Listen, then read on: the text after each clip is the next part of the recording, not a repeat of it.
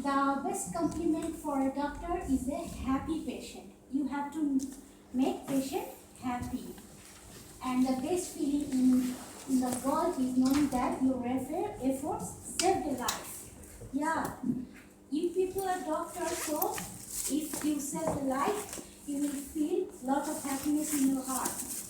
Last year, there was a heat stroke. You know heat stroke?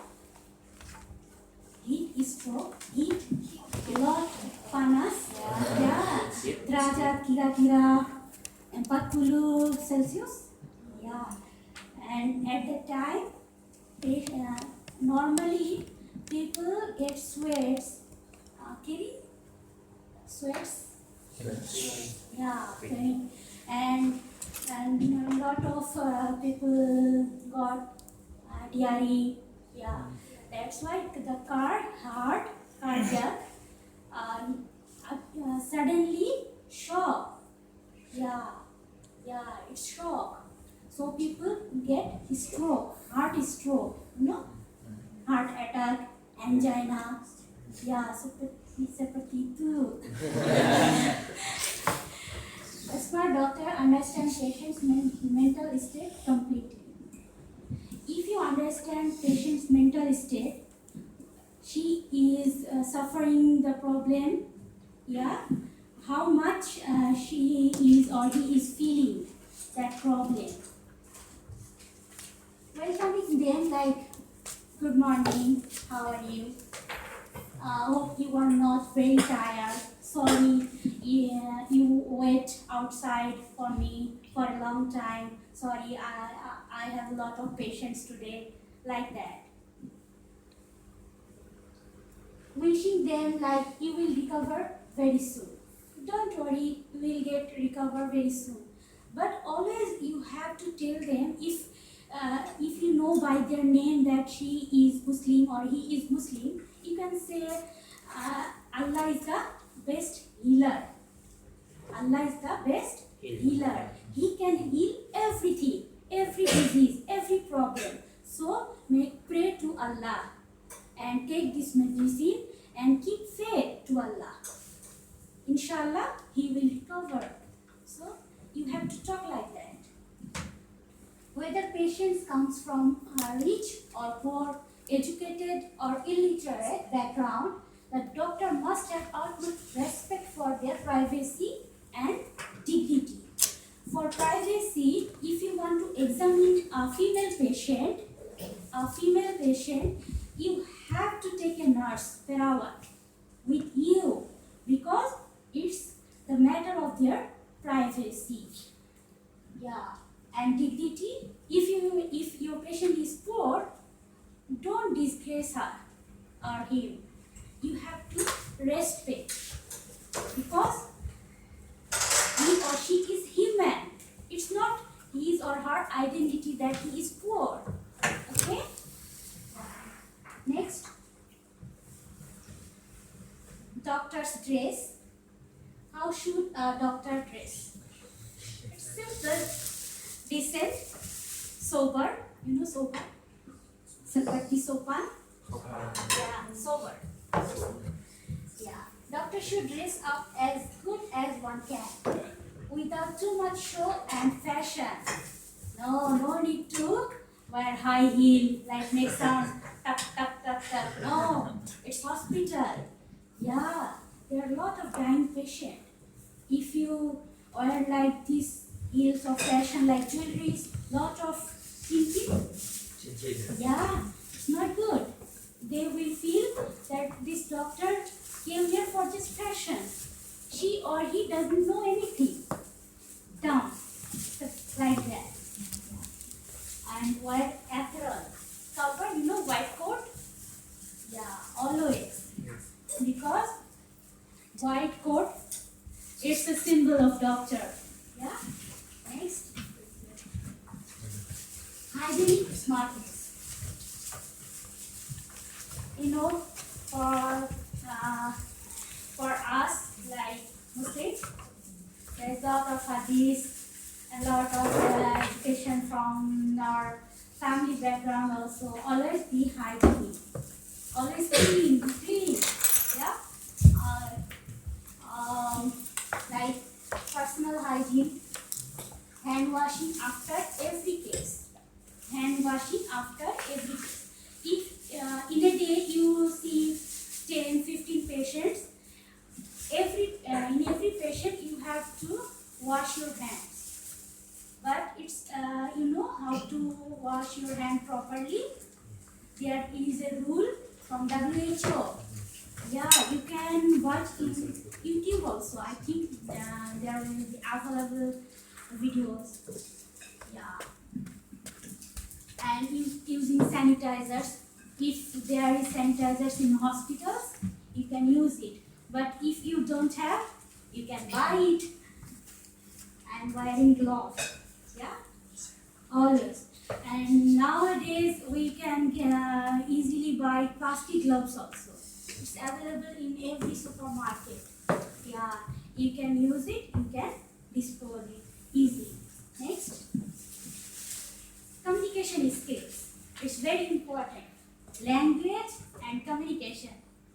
Yeah, language. It's native language. If you are Indonesian, you have to know Bahasa Indonesia properly. Every dialect from like other provinces like Papua, like Java, other I don't know. Yeah, but from this native language, besides you have to know a little bit English. Yeah, because if you know Indonesia, there are a lot of foreigners also. If they come to you, what you will tell? I don't know English. No, you have to tell. Okay, what's your problem like that?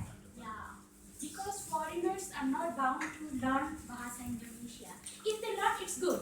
But if they don't know, then you have to communicate with foreign language. Okay. Knowledge regional language for resolving misunderstandings like dizziness. Oh, dizziness is medical term. If you tell to the patient like, do you feel dizziness? He or she can't get it.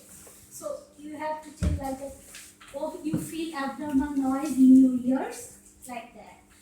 Or patient can say that, oh, I feel abnormal noise in my ears, and you have to get it like it's dizziness. Okay? Use heart instead of cardiac. They can't. They don't know what is the meaning of cardiac. Okay? Yeah. Use brain infection instead of encephalitis. Encephalitis. It's medical term also. Use pictures if necessary. If you have any pictures like mumps, measles, you have rashes in patient's body, you can save the pictures. You can show them. This type of rashes you have, like that. Next, dealing with bad news is very important. Also, bad news, you know, bad thing happens in our life. Yeah, like death, like accident, like some poisoning cases, like that. So the most difficult part of being a doctor is conveying the bad news. How you will say the bad news? If you say with laughing, is it good? Is it right way, proper way? No. You have to be serious. And you have to show them that you are sad also. Because his or her close relatives is dead now. So you have to sad also. One has to be very careful and diligent. On the hand, one must offer sympathy and readiness to help further. Like if he or she has a problem to take the dead body to home, if there is problem, you have to ready to solve this problem. If like you can give money for conveyance, like for paying the bill of ambulance, like that. Yeah. While on the other hand, one must also be aware of aggressive, impulsive, and shocked reactions, making sure not to risk one's safety. If they are aggressive, go little back, not to in front, because they can hurt you. Yeah, like if you deal with like gangster type, yeah, they can shoot you also. So be in safety position, then convey the bad news that your helper or your brother is dead now. While conveying the bad news, surgical risk and complications, a doctor must have the patient's relatives sit down. Tell them to sit down first. Okay, sit down now, and now I want to tell something to you. Okay, like that. Have witnesses around. No, not personally. You have to call all the relatives or all the friends. Then you have to convey the bad news. Because after you convey the bad news, if he is single or she is single, later she or he can deny that no, doctor did not tell anything that patient is serious. He is lying, she is lying. We will lock them down. Speak compassionately but confidently, offering all possible help to ease out their suffering. Okay, next. Academic smartness. A smart doctor therefore will study on a daily basis even after achieving the highest degrees, after specialist also, like FCPS, NCPS, like MRCP, yeah, lot of degrees, MD. Keep himself or herself updated with the most recent medical knowledge relevant to his or her field. If you know that lot of no, now I think there is an invention of medicine drug about cancer. Yeah, but 10 years back there was no drug. But now it's available. What's it? Costly. One must register on smart medical sites like UpToDate, e-medicine, electronic medicine. You can get it on internet or many others to stay updated about one's medical interest. You can browse everything. I like Medscape. It's an app. You can download it and your handphone, app, and then you can search all the medical problems like typhoid, like malaria, like all the dengue. You know dengue? Yes. Yeah. So you can search it Medscape. MEDSCAPE. Medscape. And if there is a drug list also, there is drug interaction, there is differential diagnosis, a lot of information. You can see easily in your mobile. You can revise the topic.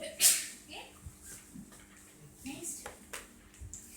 It's like digital smartness. Everyone is semi-addicted to their smartphone. So, like a smartphone, you have to be smart also. The smartphones can be widely used to record data, expedite certain protocols, accessing information, etc. But they should be switched off while with a patient. If you are dealing with a patient and your mobile is ringing and with a song, it's very bad, you know. So switch off your mobile. Yeah. While I was working in emergency, my senior doctor tells me don't drink tea also in front of the patient, because they will think that you are in emergency duty and you are relaxed. You are taking tea.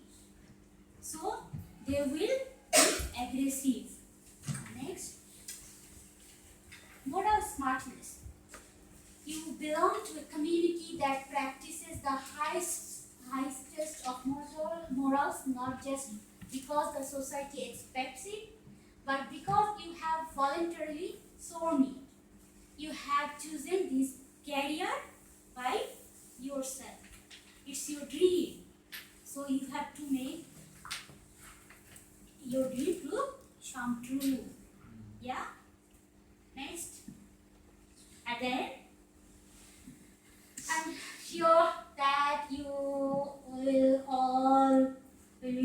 successful doctor, inshallah.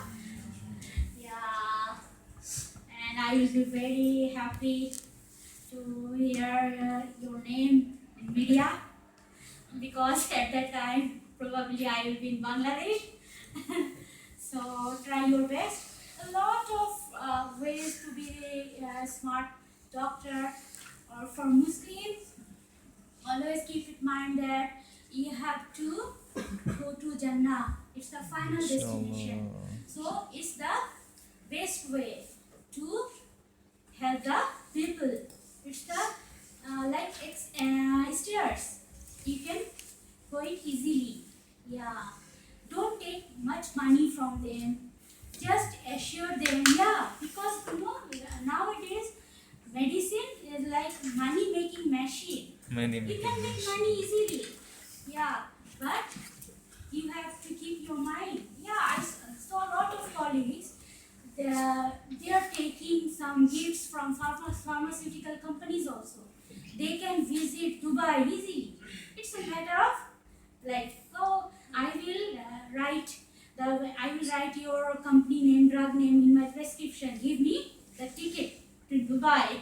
Yeah, it's very easy. But no, it's not the proper way. If you are commitment, it's like bribe. He or she is giving you bribe. Yeah, it's not good. So just keep your faith to Allah. Help the patients. Try your best. Inshallah, you people will be a smart Muslim doctor. Okay. Thank you so much for listening my presentation. Okay. Terima kasih banyak. Yeah, if you guys have any questions, you can ask me, please.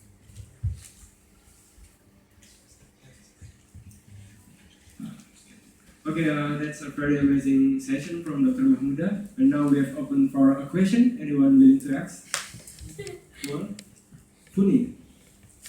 Kami. Assalamualaikum warahmatullahi wabarakatuh. My name is Hani, and I want to ask, I was wondering, we are all know that to be a good doctor, we have to have very deep empathy for our patient. And I just want to ask, what tips do you think that much be better for us to raise our empathy towards the patients? Thank you. Okay, that's first question from Fanny. Do you want to answer it or another question? Yeah. Okay, one more question. Yeah. Please continue. Okay, one more question for this session. Anyone willing to ask? Okay.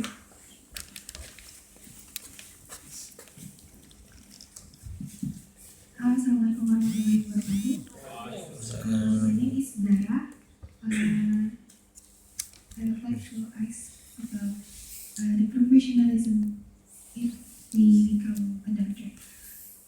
If someday we are successful to become a doctor, so we have it's like two lives, our private lives and also our life as the doctor. So I'd like to ask about your opinion, how we can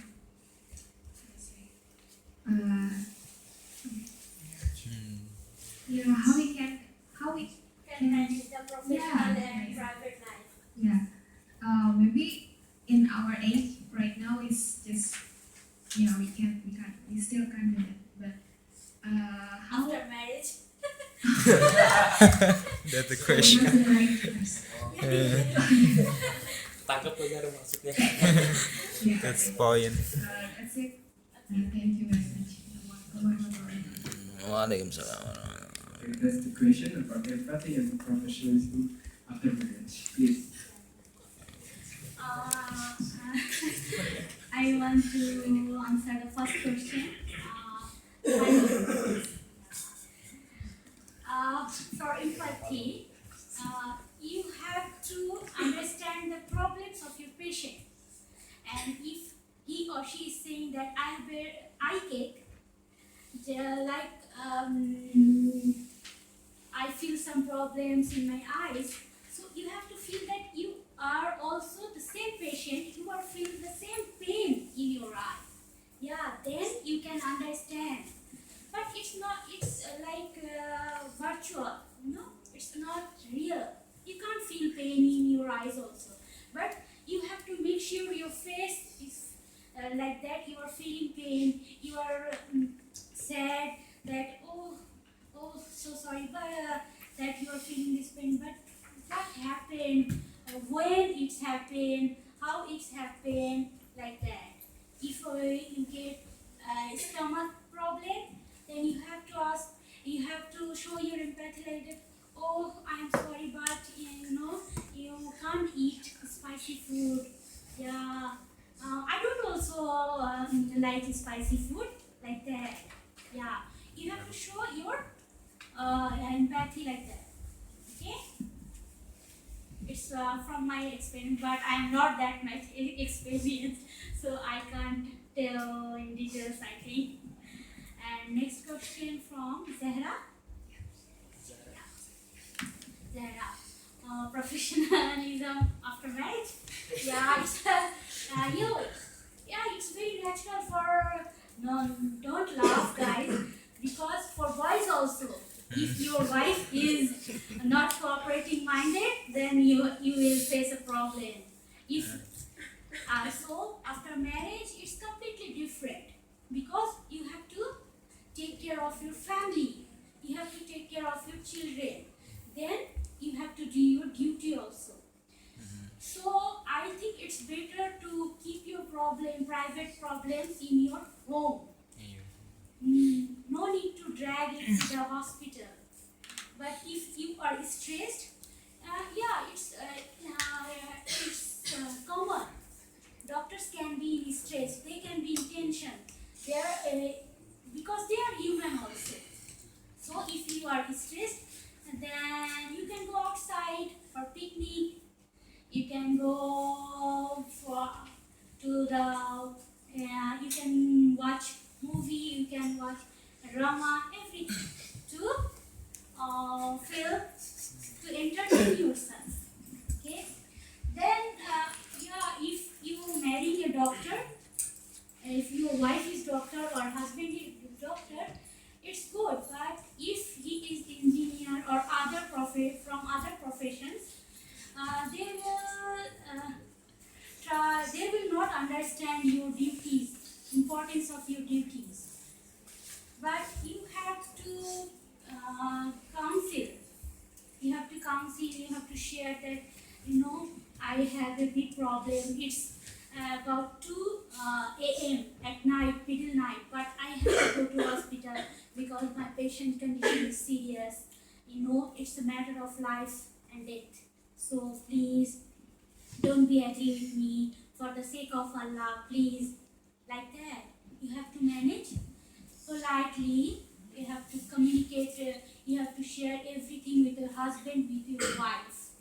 Because it's like some family issues, but you have to recover from these issues. Yeah, and you have to always be attentive, be punctual in your duty. So family life and professional life is completely different. If you are in profession, forget that you have a family. Or if you are home, try to use another number because it's a patient. They will always call you. They will always disturb you. So try to balance it just in your way, how you can manage it. Okay. Thank you so much, Sarah. And what?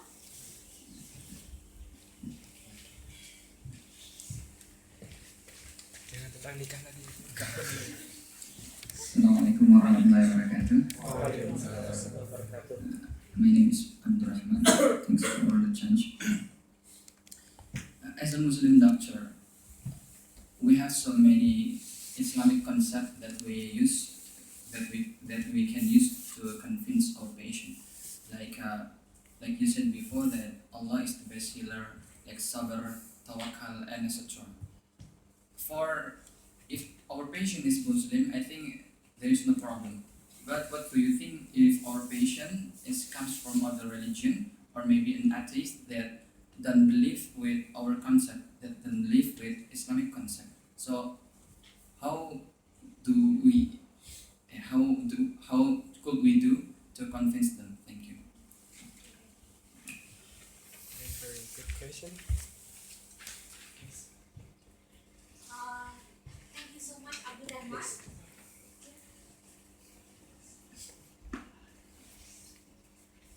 Thank you so much, Abdurrahman. If patient is not Muslim or he or she doesn't believe in God, like that. But if he or she is not Muslim, you can say that pray to God. Like if you know he or she by the name, like he is Hindu, he is Buddhist, she is Buddhist, like that. You can say that pray to God, pray to Bhagwan, like that. And if he or she does not believe in God, you can invite them, but it's not directly. You can say that, someone created us. You believe in that or not? Like that. And inshallah, this medicine you will take properly and do some exercise, maintain your health, and trust. Make your trust. Keep faith on us, like that also. It's a little bit complicated because I never deal with like these non-active patients. So I'm also confused.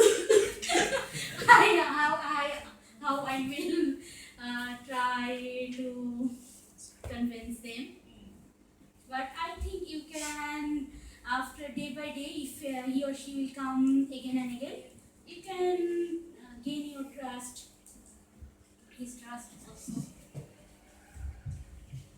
Thank you so much.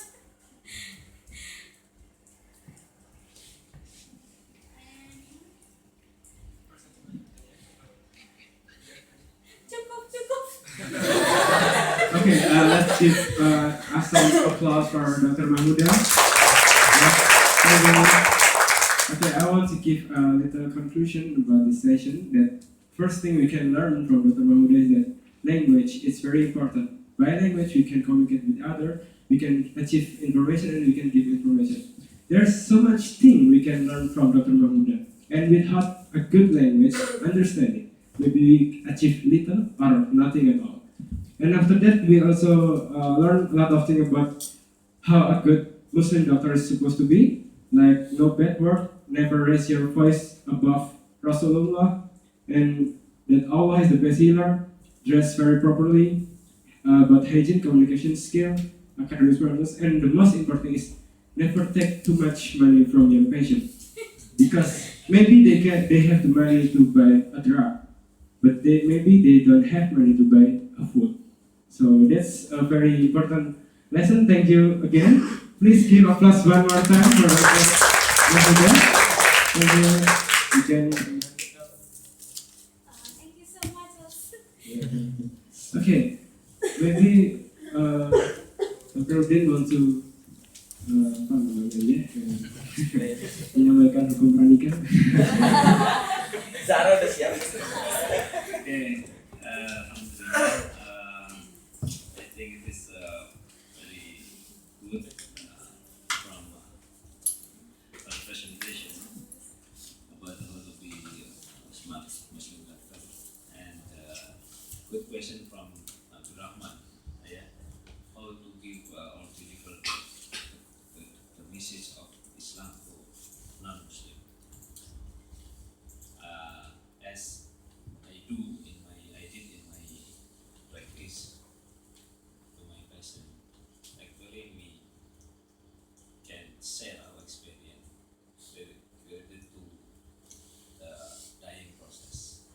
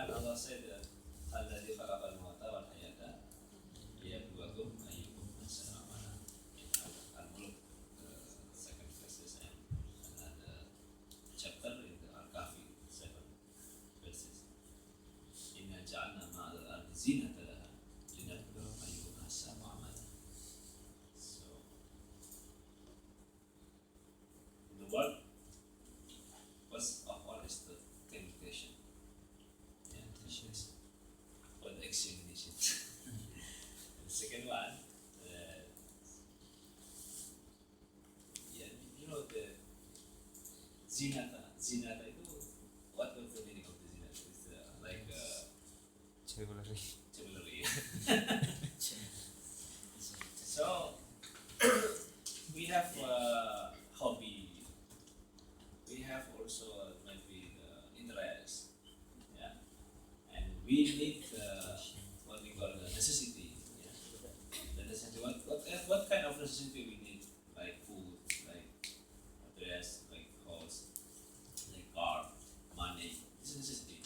But don't forget the purpose of your life, to be a slave of alcohol and to be a khalifah, to continue the work of Ambiya as a da'i. So Muslim doctor, actually the smart Muslim doctor is Muslim doctor that conduct, yeah, that's the conclusion. Sharing and alhamdulillah, and we can continue next week with another topic. Okay. Okay. Assalamualaikum. Waalaikumsalam warahmatullahi Okay, so just before we close our session, let's pray together and say istighfar 3 times. Okay, let's pray together to close our session. Thank you. Assalamualaikum warahmatullahi wabarakatuh. This is